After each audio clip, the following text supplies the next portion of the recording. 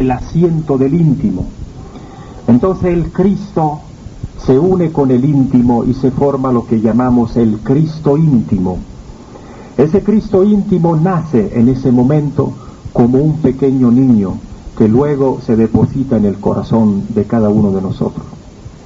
Cuando ese proceso ya se ha obtenido, se ha conquistado la primera iniciación de misterios mayores, y es cuando ha nacido el Cristo en el corazón de ese hombre o de esa mujer.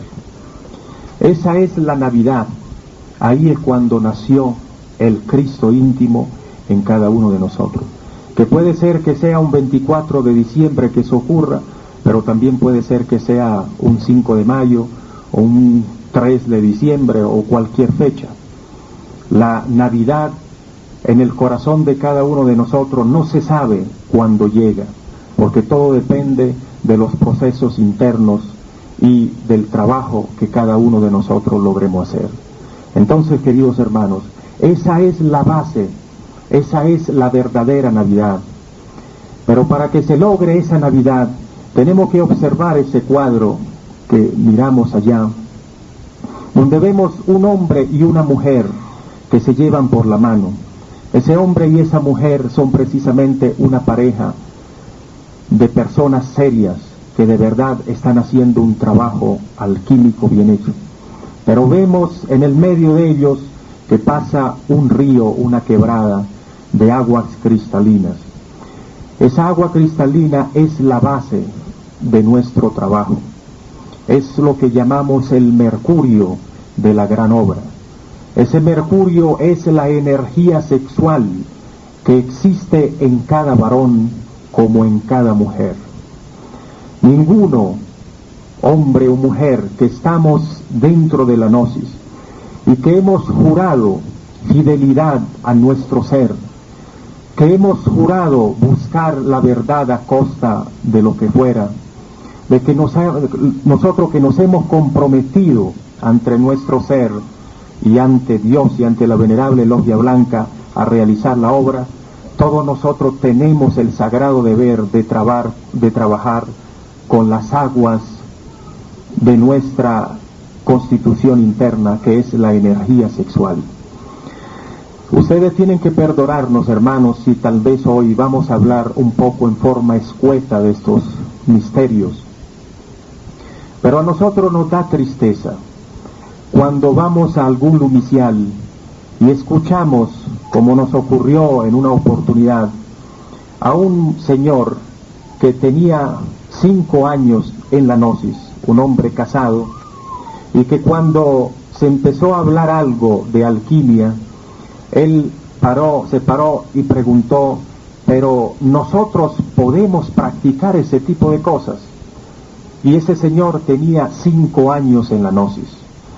Entonces eso demuestra que en los lumiciales gnósticos, no solamente de Venezuela, sino de diferentes países o de los diferentes países del mundo, los instructores, los sacerdotes, las personas que tienen que dar la instrucción, pareciera que le tienen temor a hablar de la castidad científica, a hablar de la alquimia, a hablar de la transmutación sexual.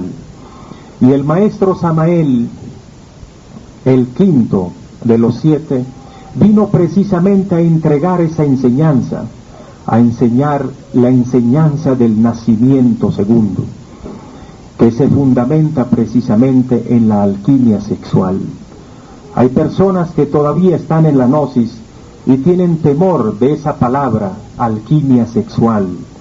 Tienen temor de que uno como instructor le hable de energía sexual. Quieren que hablen de energías creadoras para que no se oiga o no se escuche la palabra sexo. Pero ¿acaso, queridos hermanos, ese sexo no es el que existe y que nos redime a todos nosotros? Entonces, tomemos una decisión firme y férrea y quitémonos todos los tabúes, abrámonos a la novedad o a la enseñanza crística y tratemos de realizar una obra seria. Esa agua, esas aguas cristalinas, que son, como decíamos anteriormente, el mercurio de la gran obra, tiene que formarse en una forma positiva dentro de nuestras gónadas para que podamos nosotros comenzar a hacer una obra que también sea positiva y efectiva. El maestro Samael nos da una clave para formar esa energía que sea apta para la transmutación, y tal vez por ser tan sencilla nosotros no le hemos dado realmente la importancia que tiene. Maestro dice que la base de la energía sexual está en los pensamientos.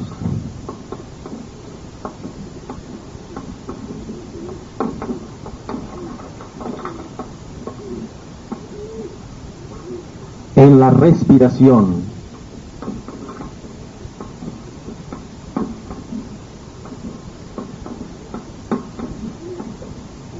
y en la alimentación.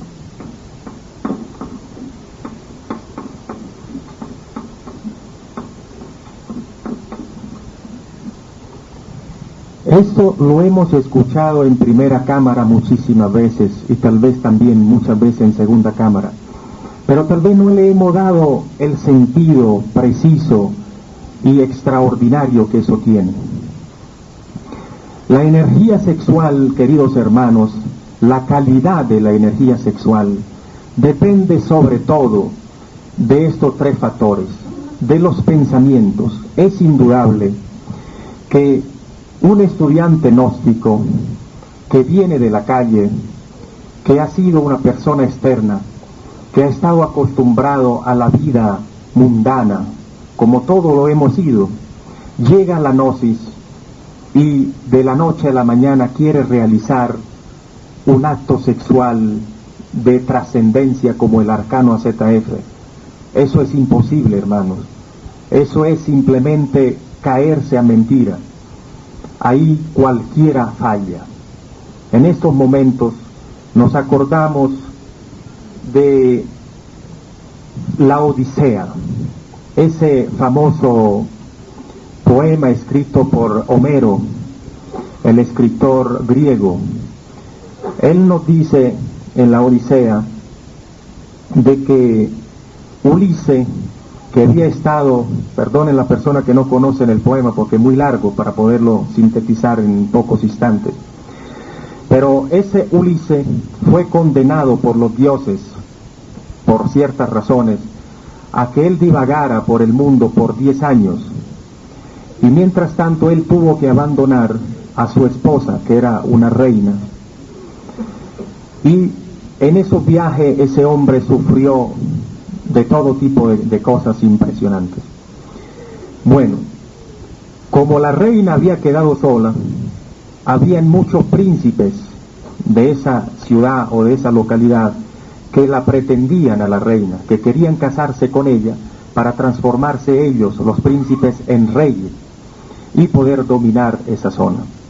Pero la reina, con varias excusas, logró aguantar a los príncipes por alrededor de los 10 años, mientras su esposo estaba condenado a esos viajes que tenía que realizar por el mundo. Pero ya había llegado un momento que la reina no tenía otra escapatoria, no tenía forma de poner más excusas.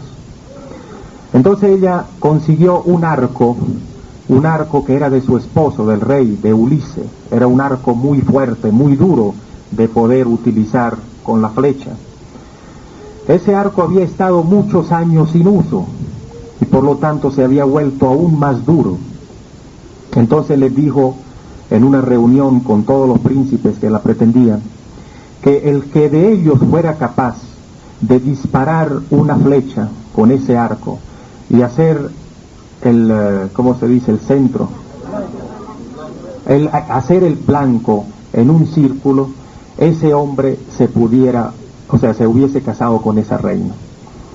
En esos días, Ulises ya había logrado pagar o purgar esa pena en la cual había sido condenado. Entonces había regresado vestido de mendigo al lugar donde estaba también la reina y esos príncipes que la pretendían.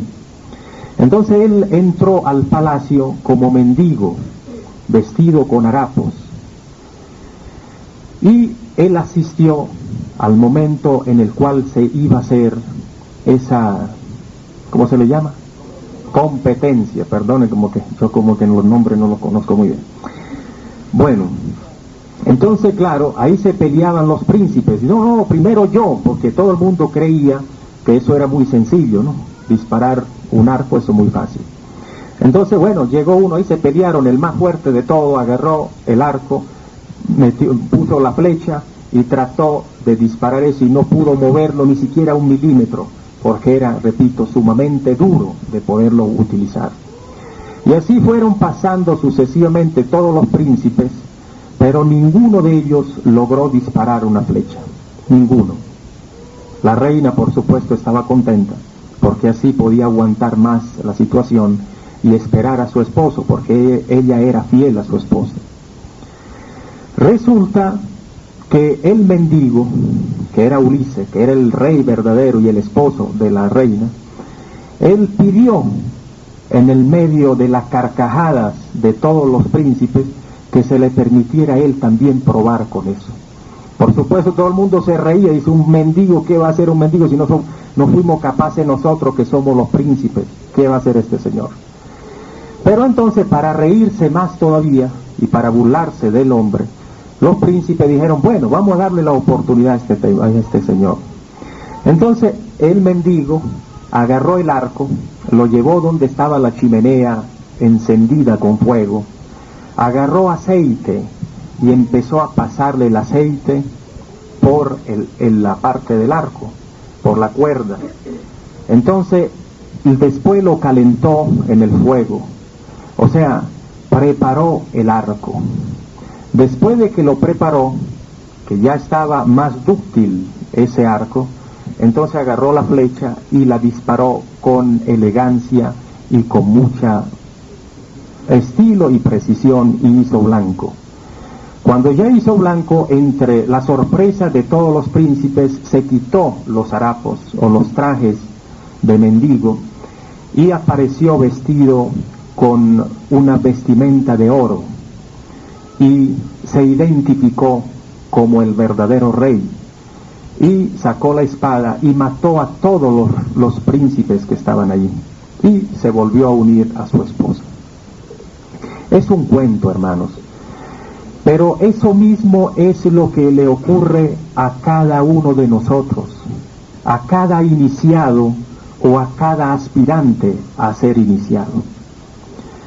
Es indudable que si un hombre y una mujer se casan y se unen sexualmente así como así, no hay ninguna esperanza de que vayan a realizar un trabajo bien hecho. Por eso nosotros le estamos exigiendo a todas las parejas gnósticas que se quieran casar que deben realizar un curso prematrimonial antes de ser casados por la gnosis. Y ese curso prematrimonial debe ser dictado por personas que están autorizadas por el maestro, y ellos se llaman sacerdotes instructores. Cada sacerdote instructor conoce eso de la alquimia muy bien, pero aprovecho la oportunidad para pedirle al maestro aquí presente que nos prepare un pequeño pensum o unos puntos que se tienen que hablar en esos cursos prematrimoniales, para que todo sacerdote instructor que vaya a Por la Mar, o que vaya a Maracaibo, o que vaya a Ciudad Bolívar, dé ese curso igual, hable de las mismas cosas.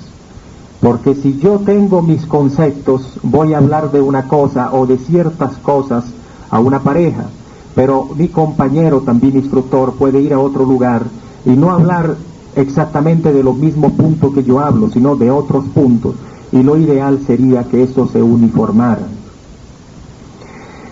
La otra cosa, ya que estamos aquí conversando de este punto, es que es importante entender que toda persona que se quiera casar por la iglesia gnóstica debe haberse casado anteriormente por el civil, porque todavía nosotros con nuestra institución no tenemos la potestad de entregar un certificado de matrimonio. Entonces, si una pareja de estudiantes gnósticos se casa en la iglesia gnóstica únicamente, ellos ante la sociedad no son casados, o sea, son concubinos, y eso a nosotros como institución nos queda muy mal. O sea, nosotros no podemos permitir este tipo de cosas que las ordenó el maestro Samael.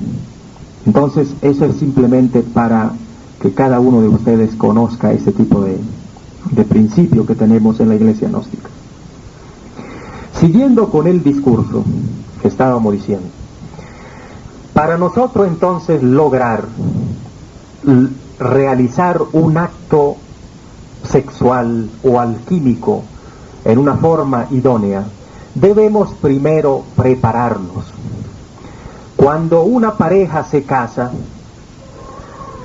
tiene que durar, y eso lo enseña el maestro Samael, y cualquiera de ustedes que le piden un consejo al maestro Lakshmi se lo va a decir, tiene que durar 40 días durmiendo en la misma cama.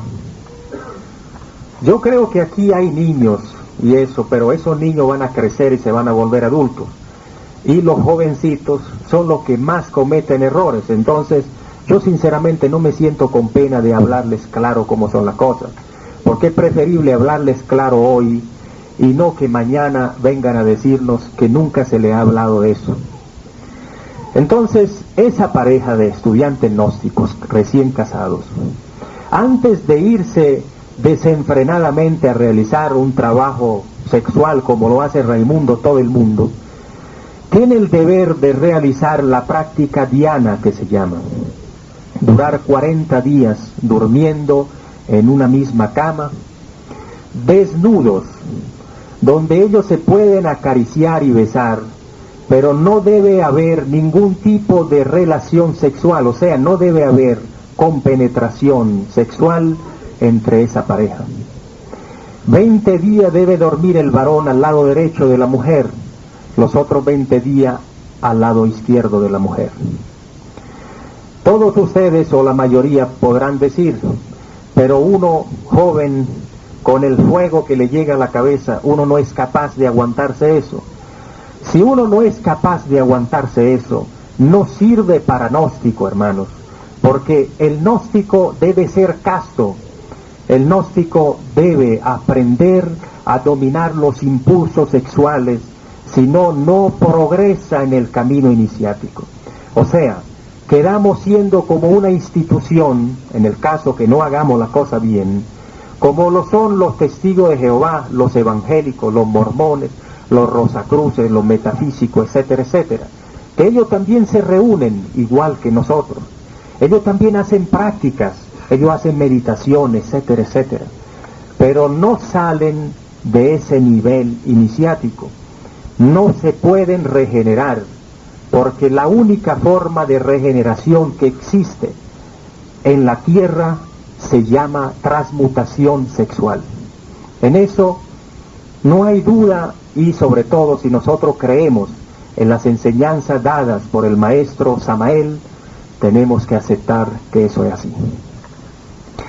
Entonces, hermanos, eso es esencial para toda pareja, y aprovecho que hay muchas parejas actuales que piensan casarse para que reciban este tipo de enseñanza que tanto la necesitan, y que también la necesitan las personas o la pareja que ya están casadas, porque una pareja que tiene 10 años de casados puede decir, no, bueno, pero yo no tuve la oportunidad de hacer ese trabajo, esa práctica dhyana. Pues lo puede hacer ahora que sabe que eso se hace así. Se comienza a hacer como si fuera recién casados, aunque no haya más esa atracción sexual o física que había hace 10 años, 20 años cuando se casaron, pero el trabajo también tiene su importancia todavía, ese trabajo de la práctica dhyana. Pero queridos hermanos, no es suficiente solamente hacer la práctica dhyana. Al mismo tiempo, e inclusive mucho antes de llegar al matrimonio, la persona tiene que preparar sus energías sexuales. Y esas energías sexuales, lo estábamos ya diciendo, se preparan o se mejoran de calidad a través de la selección de los pensamientos.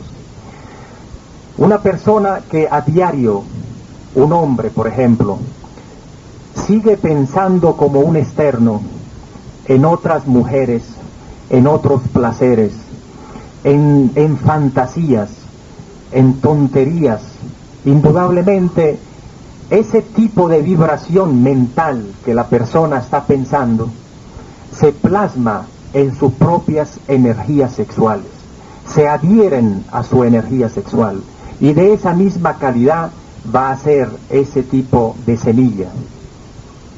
Toda mujer gnóstica que sigue viendo novelas, que sigue pensando en chismes o hablando de chismes, toda mujer gnóstica que sigue peleando con sus hermanas o hermanos, que sigue diciendo que esa Isis no sirve, que la otra mejor que no venga, y eso que hacen la gnosis, etcétera, etcétera, que la mujer tiende mucho a eso, el hombre también, pero la mujer pareciera que fuera más. Entonces, la vibración que ella tiene en esos momentos o que le dan de esos pensamientos, también se adhieren a su propia energía sexual. Y de esa misma calidad va a ser su energía, su semilla. Luego, respiración. Una persona o una pareja que viva en una ciudad totalmente contaminada y en una casa o en una casa sumamente humilde, que no es el problema, sino desordenada, sucia y metida en un lugar que está rodeado por malandros, marihuaneros, asesinos y ladrones. Queridos hermanos, ¿qué es lo que va a respirar uno ahí? Lo que respira son átomos demoníacos, átomos luciféricos, que pululan actualmente en esta era de la Kali Yuga en todo lugar de la tierra, pero en esos lugares con más intensidad. Entonces nosotros lo que respiramos, cuando respiramos esos átomos luciféricos, también ellos se adhieren a nuestra semilla sexual. Luego, la alimentación. Todavía existe dentro de los estudiantes gnósticos personas que siguen comiendo igual que externos, cochinos, enlatados, refrescos gaseosos y todo tipo de alimento tamásico. En una oportunidad, una hermana gnóstica que me decía que le dolía siempre la cabeza, yo le pregunté, pero ¿no será que usted está comiendo cuestiones que le hacen daño? Dice, no, yo como todo natural. Y le pregunté, ¿el cochino usted seguramente lo eliminó? Sí, yo tengo ya 2 años que no como cochino, desde cuando entré en la gnosis. Ah, qué bueno. Dice, ¿y esta mañana qué fue lo que te comiste? Le pregunté así. Dice, no, un sándwich de jamón y queso. Le dije, bueno, ¿y usted acaso no sabe que el jamón es cochino? No, ese es jamón, el jamón es otra cosa, no tiene nada que ver con el cochino. O sea, hay gente que todavía no sabe que los derivados del cochino también son cochinos. Y bueno, en la parte de los enlatados, uno muchas veces dice, pero es que yo no tengo plata, lo más barato es comerme una latica de sardinas. Pero señores, las sardinas por kilo, uno va a una pescadería y valen como 50 o 60 bolívares, entonces, 80 bolívares, bueno, ahorita con la inflación pongámosle 100. Pero uno se come 1 kilo de pescado ese de sardina, que es sumamente barato, y por cierto, parece que es uno de los pescados que más vitamina y fósforo contiene. Entonces eso le hace provecho al cuerpo humano. Pero si uno compra una latica de sardina que vale más de 100 bolívares, seguramente, y le causa un daño extraordinario al organismo, simplemente porque uno está atraído por el sabor que posee esa sardina y tal vez por ese olor. Como uno tiene ya un cuerpo totalmente contaminado y a los demonios o a los yoes que uno tiene adentro le gusta ese tipo de alimento, entonces uno cae en la tentación de seguir comiendo enlatados. Resulta que todo enlatado contiene sustancias químicas que impiden que ese alimento se descomponga. Y por eso, una latica de atún, por ejemplo, dura 3, 4 años sin que se dañe. Pero resulta que cuando uno se come ese alimento, esa sustancia química que protege la descomposición del alimento hace el mismo trabajo en el estómago de uno. Entonces impide que se pueda descomponer ese alimento y se pueda transformar en la vitamina o los derivados que ellos tengan. Entonces el cuerpo humano tiene que hacer súper esfuerzos para segregar otro tipo de sustancias para neutralizar esos químicos.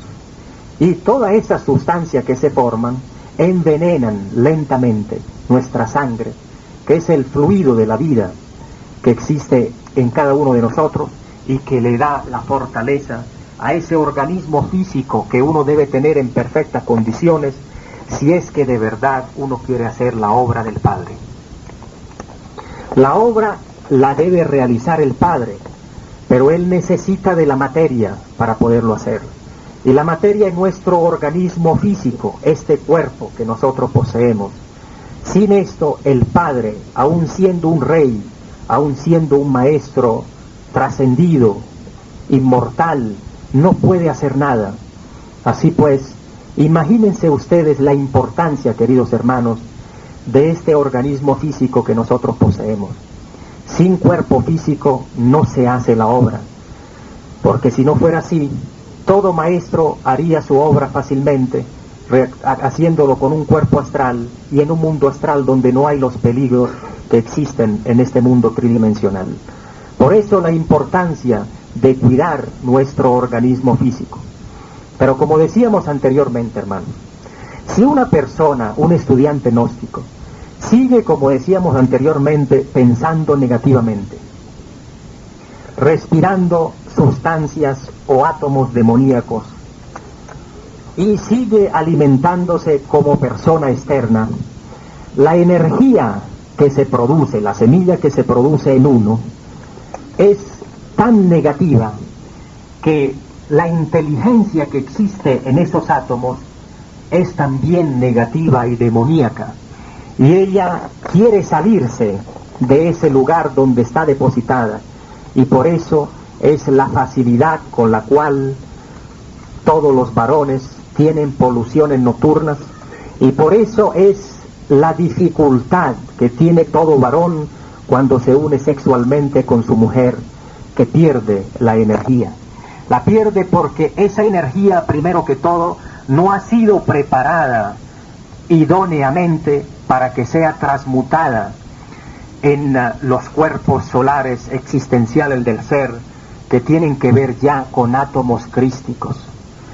Por eso, todo varón, toda mujer gnóstica, debe invertir este proceso. Los pensamientos deben ser siempre dirigidos a la divinidad. El hombre que ve una mujer bella y atractiva en la calle debe inmediatamente identificarla con una virgen, con una madre, porque toda mujer es madre y es virgen, aunque sea una prostituta. Toda mujer que vaya en la calle, y aunque sea lo peor que haya, representa la parte femenina de Dios, y ella merece nuestro respeto. Si todo varón se acostumbra, cuando sale a la calle, a colocarle un velo a toda mujer que ve, le va a empezar a tomar respeto y va a empezar a eliminar esos pensamientos negativos. Toda vez que a un varón le asalte la idea de cometer o de pensar cosas negativas, uno debe hacerse la pregunta: ¿será mi ser el que está pensando en esto, o será algún defecto que yo tengo adentro que quiere pensar en esto? Y esto, que se llama, por cierto, la muerte en marcha, es la que va permitiendo a todo varón, y por supuesto a toda mujer también, que vaya cambiando la forma de pensar. Es posible que muchos de ustedes o muchas personas digan: pero eso es muy difícil. Pero les digo igual que antes, si nosotros no tomamos las cosas en serio, si nosotros no queremos hacer un cambio, si nosotros de verdad no anhelamos conquistar nuestro ser, Es lógico que no vamos nosotros a hacer nunca esos esfuerzos o superesfuerzos para poder cambiar,